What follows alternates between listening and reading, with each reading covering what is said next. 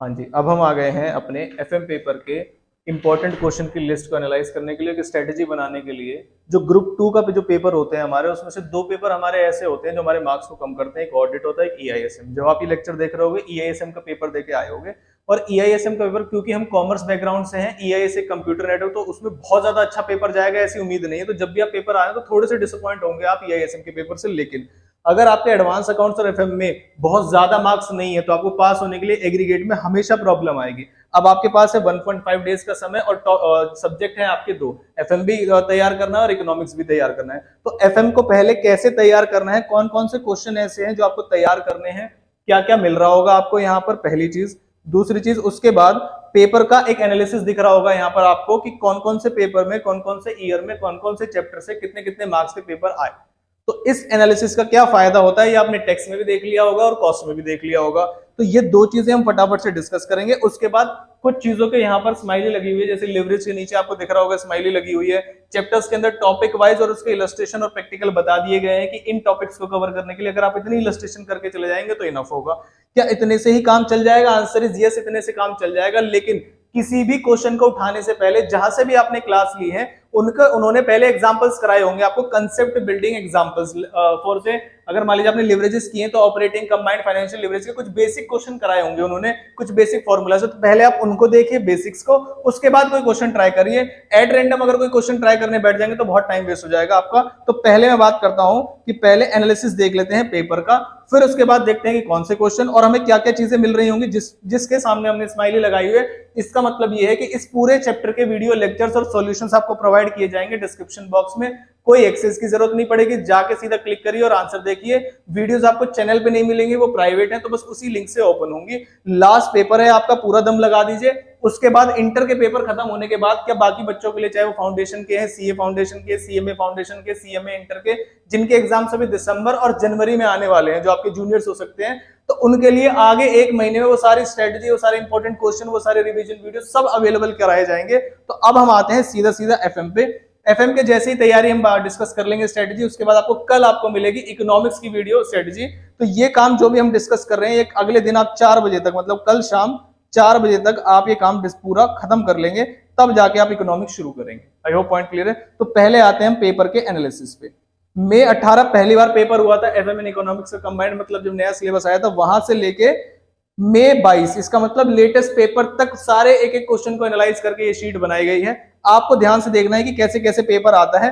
Question number first के जो parts हैं वो आपको जरूरी क्यों देखने होते हैं कि अगर मान लीजिए इनमें से आप कोई चैप्टर छोड़ के चले गए तो आपका पेपर उतने मार्क्स से पहले ही कम हो गया मैक्सिमम मार्क्स में से। तो देखिए, मैं कुछ चैप्टर्स को हाईलाइट करूंगा जो आपको दिख रहे होंगे। देखो, रेशियो यहाँ पर दिख रहा है आपको, फर्स्ट वाले में, सेकंड वाले में दिख रहा है, थर्ड वाले में, फोर्थ वाले में, फिफ्थ वाले में, इस वाले में भी रेशियो दिख रहा है आपको। और आगे हम चले, जहां पर रेशियो नहीं दिख रहा है वहां पर रेशियो बड़े मार्क्स में आए। ये रहा रेशियो, ये रहा रेशियो, मतलब जहां पहले क्वेश्चन का पार्ट नहीं है वहां आपको बड़े क्वेश्चन में। इसका मतलब एक ऐसा चैप्टर मैंने आपको बता दिया है जो आपके हर एक पेपर में आने वाला है, जिस चैप्टर का नाम क्या है, जिसको मैं हाईलाइट करता जा रहा हूं। एग्जाम के बाद मैं आपको यहाँ पर दिखा रहा हूँ कि उन चैप्टर से क्वेश्चन आए हैं, कंपलसरी में भी आए हैं और लॉन्ग आंसर, मतलब जो ज्यादा मार्क्स वाले हैं उसमें भी। तो पहला जो चैप्टर मैंने मार्क किया है, ध्यान रखना, वो रेशियो मार्क किया है और वो आप 12 से पढ़ते आ रहे हैं, तो वो आपका स्ट्रॉन्ग पॉइंट ऑलरेडी होगा। फिर जो दूसरा चैप्टर है वो है आपका इन्वेस्टमेंट डिसीजन। तो इन्वेस्टमेंट डिसीजन, इन्हें कुछ कैपिटल बजटिंग के नाम से भी जानते हैं। तो इसका क्वेश्चन ना आए किसी पेपर में, ऐसा कोई अटेम्प्ट ना गया है और ना कभी जाएगा। तो एक इन्वेस्टमेंट डिसीजन क्वेश्चन आपको यहां पर दिख गया। फिर उसी के जैसा एक चैप्टर है risk analysis in capital budgeting. अब प्रॉब्लम क्या है सर, इन्वेस्टमेंट डिसीजन मार्क तो कर दिया आपने, लेकिन जीवन का सबसे मुश्किल और सबसे लेंथी चैप्टर इन्वेस्टमेंट डिसीजन है। तो करेंगे कैसे? उसके लिए हमने स्ट्रेटेजी बनाई हुई है कि ये रहा इन्वेस्टमेंट डिसीजन। सबसे पहले स्ट्रेटेजी इसी की है, इतने टॉपिक्स कवर होते हैं, ये सारे क्वेश्चन करेंगे तो इनफ रहेंगे और इनके वीडियो सोल्यूशन आपको यहाँ पर मिल जाएंगे। अगर इनकेस किसी का वीडियो सोल्यूशन आपको नहीं मिल पा रहा है या आपको चाहिए, तो मैंने पहले भी नंबर डिस्क्लोज किया हुआ है, लास्ट में मैं आपको बताऊंगा। तो पेपर तक आप उसे कोई भी टॉपिक, कोई भी क्वेश्चन, कोई भी डाउट आप वहां पर पूछ सकते हो। 5 मिनट के अंदर आपको सॉल्यूशन मिल जाएगा उसका। हम आते हैं वापस। तो पहला मैंने इन्वेस्टमेंट बताया और रिस्क एनालिसिस, दो क्वेश्चन का पार्ट आया, मतलब 10 नंबर के क्वेश्चन आए हैं आगे। फिर उसके बाद कहां पर आया है ये risk analysis in capital budgeting, ये रहा एक।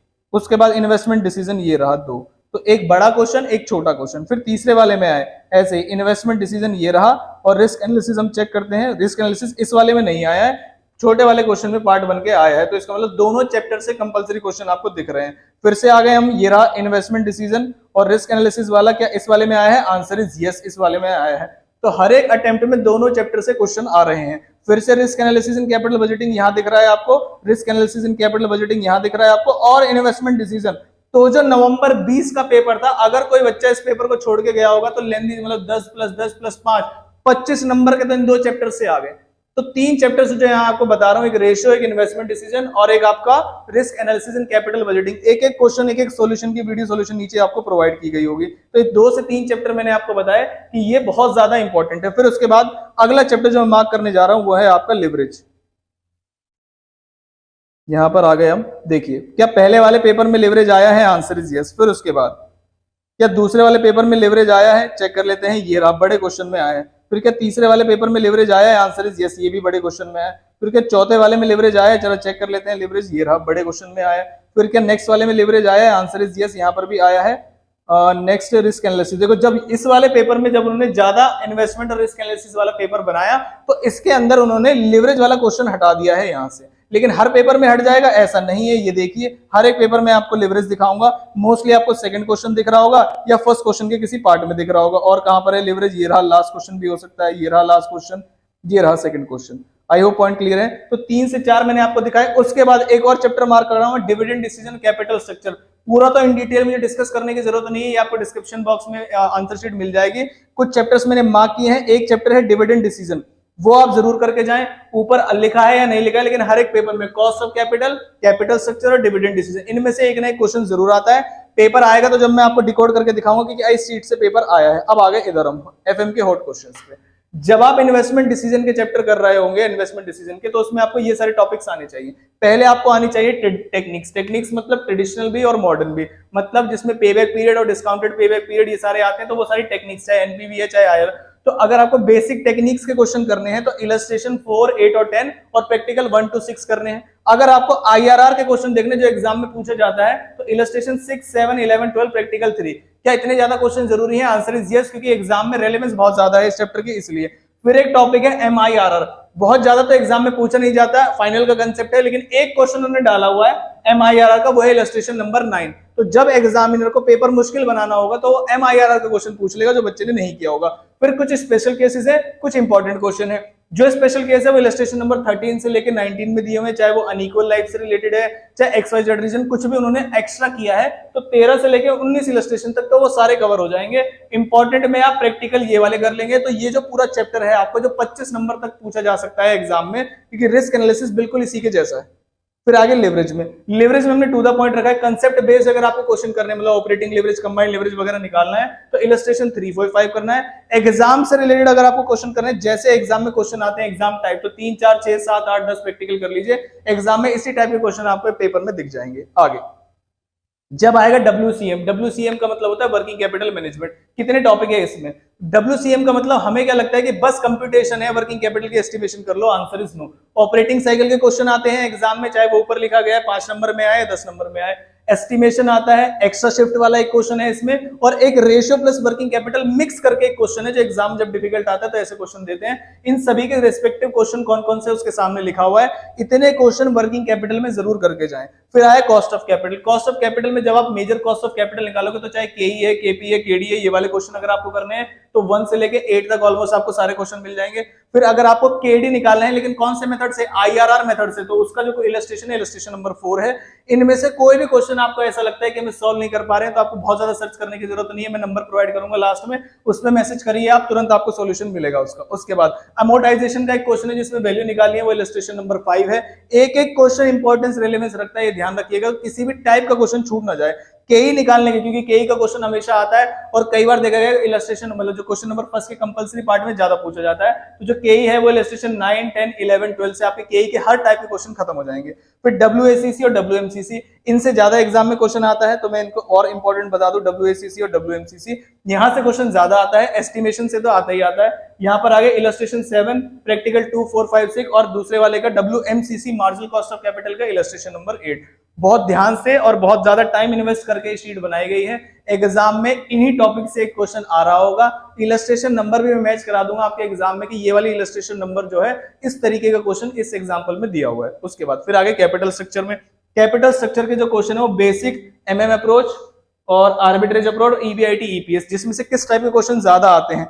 एमएम अप्रोच के क्वेश्चन बहुत आते हैं और ईबीआईटी ईपीएस एनालिसिस के क्वेश्चन बहुत ज्यादा आते हैं। अब कई बच्चों का जो सिरदर्द है वो है आर्बिट्रेज। कितना भी समझ लो बार बार दिक्कत आती ही आती है। तो इसकी शॉर्ट ट्रिक क्या है एग्जाम के लिए, उसकी एक वीडियो अवेलेबल है, जिस बच्चे को चाहिए वो मैसेज करके ले सकता है। आर्बिट्रेज की स्पेशली कि जब एक व्यक्ति जो है 15% एक्स में होल्ड कर रहा है, लिवर्ड फॉर्म अनलिवर्ड फॉर्म वाला क्वेश्चन जो होता है किसी भी टाइप से पूछा जा सकता है और उसको सॉल्व करने के दो तरीके होते हैं, आप किसी भी तरीके से अपना सकते हैं। तो शॉर्टकट टेक्निक बता दूंगा मैं आपको, अगर आपको चाहिएगा आप ले सकते हैं। क्वेश्चन नंबर इसके सामने लिखा हुआ है। फिर हम आगे नेक्स्ट में, फिर चैप्टर आता है डेटास मैनेजमेंट। जिसके सामने स्माइली लगी है इसका मतलब उसके लेक्चर्स तो आपको बिना मांगे ऑलरेडी मिल रहे होंगे।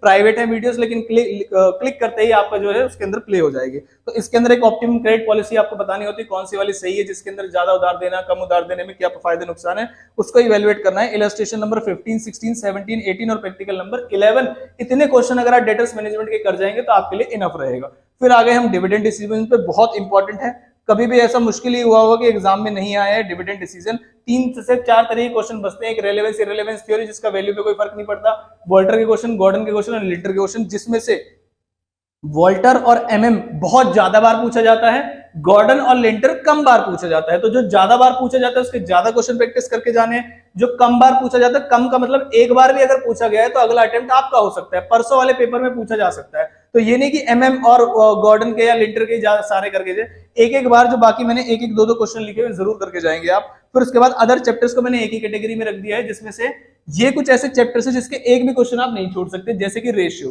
रेशियो आपको हर पेपर में दिखा है, मैंने सबसे पहले रेशियो मार्क कराया, तो रेशियो के आप सभी स्टडी मैट से रिलेटेड क्वेश्चन करेंगे। कोई भी क्वेश्चन अगर आपको नहीं आता है तो आप बता सकते हैं। Risk analysis in capital budgeting, investment decision में तो मैंने आपको मार्क करा दी कि ये क्वेश्चन आपके चल जाएंगे, लेकिन risk analysis in capital budgeting में थोड़ा सा स्टैट्स वाला पोर्शन है और हर एक क्वेश्चन में एक नया कंसेप्ट लग रहा है। तो आप रिस्क एनालिसिस का कोई भी टाइप का क्वेश्चन अगर आप छोड़ के जा रहे होंगे तो आप रिस्क में आ जाएंगे। इन्वेस्टमेंट में तो हम कैटेगरी बना सकते हैं कि इन्वेस्टमेंट डिसीजन है, कैपिटल बजटिंग है, एनपीवी है, आईआरआर है, इतने कर जाइए हो जाएगा। लेकिन रेशियो और रिस्क एनालिसिस ऐसे क्वेश्चन है जिसमें से एक भी क्वेश्चन अगर आप छोड़ के चले गए तो हर एक क्वेश्चन अलग टाइप का है, तो उसमें आप नहीं बना सकते। कैश मैनेजमेंट में बहुत लिमिटेड से टॉपिक है, उसमें 3 से 4 इलस्ट्रेशन है और मान लीजिए 2 प्रैक्टिकल है, उतना आप करके चले जाएंगे तो आपका काम चल जाएगा। इन्वेंट्री मैनेजमेंट ये आपने ऑलरेडी ग्रुप 1 में पढ़ रखा होगा, ईओक्यू वाला, नाम बस चेंज है और कुछ भी नहीं है, बाकी इन्वेंट्री मैनेजमेंट है। ईओक्यू मान लीजिए, ईओक्यू कैश मैनेजमेंट में भी एक बॉमोल मॉडल आता है, वो 5 नंबर में क्वेश्चन आता है, ये वाला बॉमोल मॉडल कैश मैनेजमेंट, वो ईओ की तरह कंप्यूट होता है, एक बार उसका क्वेश्चन भी आप जरूर देख के जाएंगे। फिर मैनेजमेंट ऑफ पेबल्स के नीचे आपको एक स्माइली दिख रही होगी, इसका मतलब एक लेक्चर के अंदर जितने भी क्वेश्चन है, 2 से 3 क्वेश्चन है आपके इसके अंदर स्टडी मैट के, दोनों से तीनों शॉर्ट तरीके से कैसे सॉल्व करने क्रेडिटर्स मैनेजमेंट में। हालांकि बहुत ज्यादा बार पूछा नहीं गया है, लेकिन आप अपना एग्जाम एक अटेम्प्ट के लिए दे रहे हैं और उसी में पूछा गया तो आपके लिए वो खत्म हो जाता है। तो इसके लिए इसकी वीडियो भी आपको अवेलेबल होगी, जो एक ही सॉल्यूशन में एक ही वीडियो में आपको पूरा चैप्टर कवर मिलेगा और बहुत ज्यादा बड़ी नहीं होगी, 30 मिनट से नीचे होगी। आई होप पॉइंट क्लियर है। तो ये थी आपकी हॉट क्वेश्चंस की स्ट्रेटजी, जो हॉट क्वेश्चंस हमारे एग्जाम में आने वाले हैं। हर एक अटेम्प्ट के ये रिलेवेंस आपको मिल जाएंगे। पेपर की तैयारी में आपको कैसी भी परेशानी आ रही है, हालांकि सारी चीजें आपको मिली जाएंगी डिस्क्रिप्शन में। जिसके नीचे स्माइली बनी हुई है उनके लेक्चर्स आपको नीचे डिस्क्रिप्शन बॉक्स में मिल रहे होंगे। थोड़े टाइम बाद वो हटा लिए जाएंगे, तो आप क्लिक करके फटाफट से ओपन करके अपने पास रख लेंगे। अगर इसके बाद भी आपको कोई परेशानी आती है तो क्या करें? तो हमेशा की तरह पहला आप कमेंट बॉक्स में बता दीजिए। सबसे पहला तरीका क्या है, आप कमेंट बॉक्स में बता दीजिए अगर कैसा एक्सेस रिलेटेड कोई भी इश्यू आ रहा है। दूसरा, आप गूगल ड्राइव पे मैसेज डाल दीजिए, गूगल ड्राइव लिंक जो वहां पर ईमेल शो रही होगी आपको, और ईमेल है kdceducationalinstitute@gmail.com, आपको पता है। अगर इनमें से कोई भी तरीका आपका काम नहीं आ रहा है, क्योंकि होता क्या है, रिक्वेस्ट बहुत ज्यादा मल्टीपल्स होती हैं और 3-3, 4-4 बजे तक भी एक्सेप्ट करने बैठ जाए हम, तब भी उसके बाद भी 1-2 बच्चे छूट जाते हैं या 5-10 बच्चे छूट जाते हैं। अगर कोई जैसे मान लीजिए 11:59 पे 50 बच्चों ने एक साथ एक्सेस मांगा है, तो उसमें से 5 से छूट ही जाएंगे। तो अगर आपको ऐसी कोई सिचुएशन है या कोई डाउट है या क्वेश्चन का सॉल्यूशन नहीं मिल रहा है या कुछ समझ नहीं आ रहा है, कोई भी परेशानी है, ये लास्ट पेपर है आपका। लास्ट पेपर के बाद ये नंबर जो है इनऑपरेटिव हो जाएगा, मतलब आपके काम का नहीं है। व्हाट्सएप ही करना है, कॉल नहीं करनी है, मैंने आपको हमेशा समझाया। परसों तक जितनी आपको हेल्प चाहिए, जैसे आपने टेक्स्ट के अंदर हेल्प ली थी, जितनी भी आपको हेल्प चाहिए, जो टेक्स्ट के अंदर हेल्प ली थी उसमें अलग अलग स्टेट के बच्चे थे, महाराष्ट्र, कोलकाता, मतलब 15 से ज्यादा स्टेट के बच्चों ने हेल्प ली थी उसके अंदर। इसमें सबसे ज्यादा जो बच्चे थे वो आपके बेंगलोर के थे, कोलकाता के थे और आपके महाराष्ट्र के थे। तो आप जब भी मैसेज करें अपने स्टेट का नाम और अपना नाम जरूर बताएं, कौन से अटेम्प्ट में हैं आप, और इतने में आपकी हेल्प हो जाएगी। ये शीट आपको डिस्क्रिप्शन बॉक्स में मिल जाएगी। जिसके नीचे आपको यहाँ पर दिख रहा है स्माइली है, वो आपको ऑलरेडी, मांगने की जरूरत नहीं है, मांगने में कई बार टाइम वेस्ट हो जाता है। तो आधे से ज्यादा चीजें मैंने ऑलरेडी डिस्क्रिप्शन बॉक्स में डाल दी होंगी, आप इसको देखिए। इसके बाद कोई परेशानी आती है, ये आपके सामने नंबर है, इस पे आप सॉल्यूशन ले लीजिए। अगली जो वीडियो आएगी उसके बारे में बता दूं मैं आपको। नेक्स्ट जो वीडियो आएगी वो आएगी आपकी कल, टुमारो, और वो आएगी आपकी 4 बजे। 5 से 10 मिनट ऊपर नीचे हो सकते हैं, लेकिन कोशिश की जाएगी 4 बजे एग्जैक्ट या उससे 5-7 मिनट पहले भी आपको प्रोवाइड की जा सके। जिसमें हम क्या डिस्कस कर रहे होंगे, जिसमें हम इकोनॉमिक्स का मास्टर प्लान डिस्कस कर रहे होंगे और उसमें कौन से क्वेश्चन कैसे अटेम्प्ट करना है। पेपर आपका पैटर्न आपको पता होना चाहिए कि 60 मार्क्स का एफएम है और 40 मार्क्स का इकोनॉमिक्स है। कोई एमसीक्यू नहीं है, सारे डिस्क्रिप्टिव आएंगे।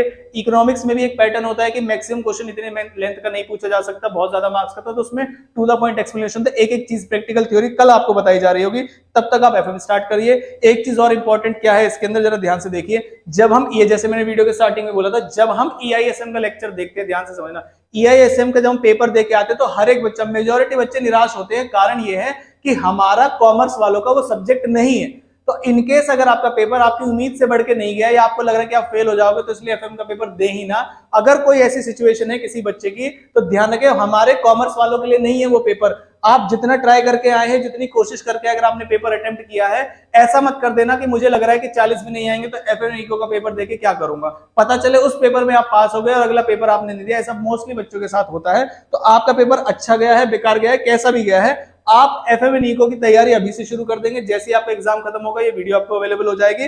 फटाफट से जिस सीक्वेंस में मैंने चैप्टर्स आपको यहाँ पर लिख के दिए हैं कि इन्वेस्टमेंट सबसे पहले रिवाइज करिए। अब आप बोलोगे सर बड़ा चैप्टर है तो क्या करें, इतनी देर से थ्योरी पढ़ रहे थे तो क्या करेंगे, तो जो रेलेवेंस है एग्जाम में उसके हिसाब से मैंने यहाँ पर लगाया है।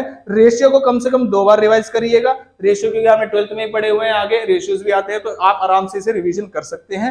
नेक्स्ट जो वीडियो होगी वो होगी इकोनॉमिक्स की, उसके साथ हम मिलेंगे कल। इसके अलावा आपको कोई भी हेल्प चाहिए, इसके सामने आपके पास नंबर है, फटाफट से आप सिर्फ व्हाट्सएप करके इसकी हेल्प ले सकते हैं। जैसे ही आप कॉल करेंगे तो आपको जो नंबर है वो डिसेबल हो जाएगा, फिर व्हाट्सएप पे भी उस नंबर को आपको हेल्प नहीं मिलेगी। कॉल से बहुत ज्यादा डिस्टर्बेंस होती है, तो आप इस चीज का ध्यान रखें।